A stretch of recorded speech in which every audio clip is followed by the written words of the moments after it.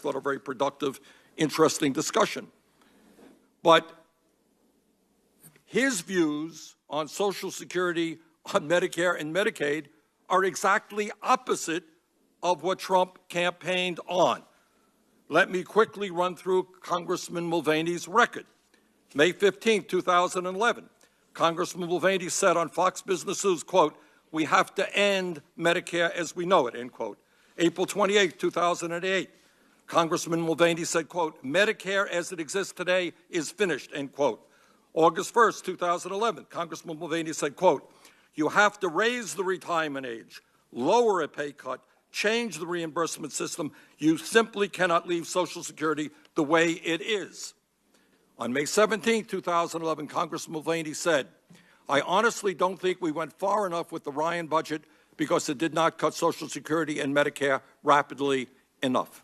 And in fact, just last year, Congressman Mulvaney voted against the budget proposed by House Budget Committee Chairman Tom Price and House Speaker Ryan, opting instead to vote in favor of an even more extreme budget by the Republican Study Committee.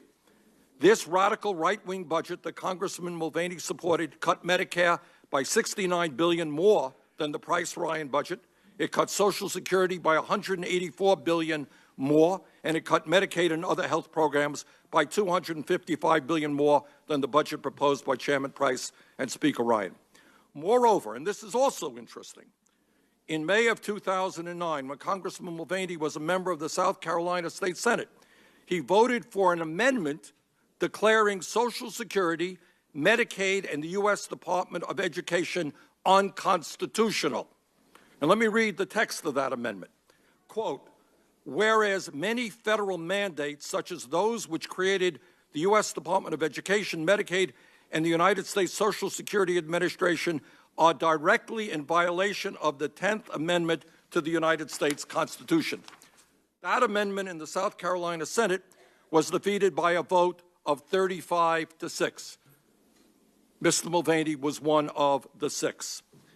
In my view, the opinions and ideas of Mr. Mulvaney are way out of touch with where the American people want, and more importantly, they are way, way out of touch with what President Trump campaigned on. And while we can all disagree on many issues, I would hope we can agree that if somebody campaigns, as I'm sure many of my Republican colleagues have, you campaign on a set of issues, that you keep your promise. And I suspect Chairman Enzi does that. He tells people how he feels, and then he keeps his word. We disagree, he keeps his word. But it does not make sense to me to have a key advisor to the president having views directly in opposition to what the president campaigned on. Last point. I have come to learn during the confirmation review process, we have come to learn during the nominating process here, that Mr. Mulvaney failed to pay over $15,000 in taxes for a nanny that he employed from 2000 to 2004. And here is what Congressman Mulvaney wrote about this issue in response to a question that I asked him on January 11th. Quote, "I have come to learn during the confirmation review process that I failed to pay FICA and federal and state unemployment taxes on a household employee for the years 2000 through 2004. Upon discovery of that shortfall, I paid the federal taxes.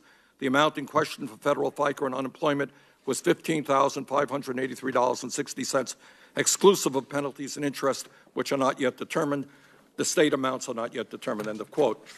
Mr. Chairman, this is a serious issue. As you will recall, 8 years ago, Senator Daschle withdrew his nomination as Secretary of HHS after it was discovered that he failed to pay his fair share of taxes. Mr. Chairman, on this issue, I agree with Minority Leader Schumer, who said, quote, "When other previous cabinet nominees failed to pay their fair share in taxes, Senate Republicans forced those nominees to withdraw from consideration. If failure to pay taxes was disqualifying for Democratic nominees, then the same should be true for Republican nominees," end of Schumer quote.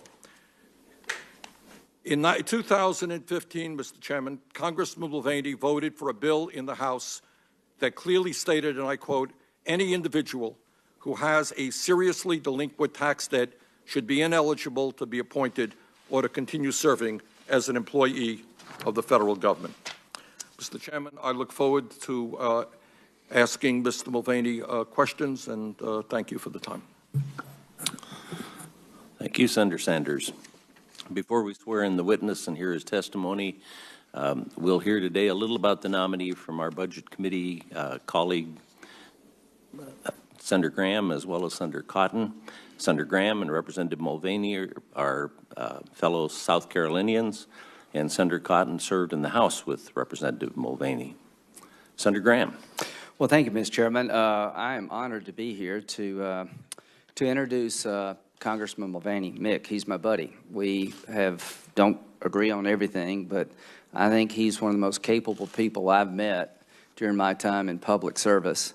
And we have a real friendship. We play golf. He always beats me. I accept that. He has a beautiful wife and triplets. Just remember that when you talk to him. He's sincere. Clearly, Senator Sanders would not have chosen him for his OMB director. I think we've established that. Why would President Trump, pick a man, according to Senator Sanders, that doesn't agree with anything he stands for? I would argue that he picked Congressman Mulvaney because he understands, he knows the budget. He will be a good overseer of the government. He's a practical guy, and he will follow the president's vision.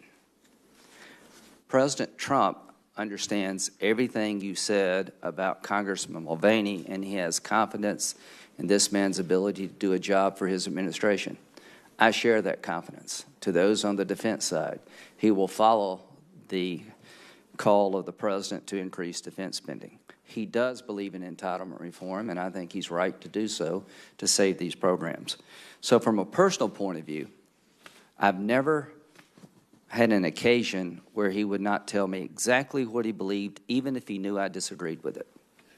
And he is able to disagree with people in an honorable fashion, and he's incredibly smart. He's made it his life's work to understand what's wrong with our government, and he will be dedicated to fixing it. And one final point of personal privilege. I voted, I think, for every nominee of President Obama. I think every one of them. I asked myself why I did that now. The reason I did it is I think elections have consequences.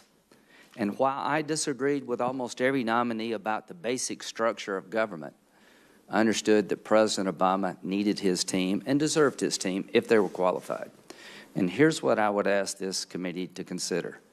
Given this man's life experience, his background in the public sector and the private sector, his time in Congress, do you believe he's qualified to understand how the federal government works and to reform it consistent with what the president will direct him to do? I believe that with all my heart and soul, and I appreciate you listening to Congressman Mulvaney, and any hard question you can ask, you're doing your job.